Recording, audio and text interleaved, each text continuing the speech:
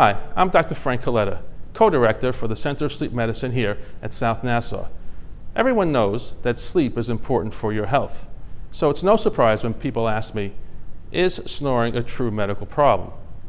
Well, the answer is yes. Not only can it keep your bed partner awake, but it can also be a sign of disrupted sleep. The most important diagnosis would be obstructive sleep apnea. Patients with this condition stop breathing several times at night due to blocked airways, which then causes lack of oxygen to the brain and the rest of the body. Over time, this condition can cause hypertension, heart disease, and stroke. Occasional sleep problems are usually not something to worry about. However, if you find yourself persistently sleepy during the day, feeling unrefreshed when you awaken, or if your bed partner tells you that you have pauses in your breathing, please talk to your sleep specialist. That's it for this edition of Truth in Medicine. Please go to truthinmedicine.org for answers to other popular questions.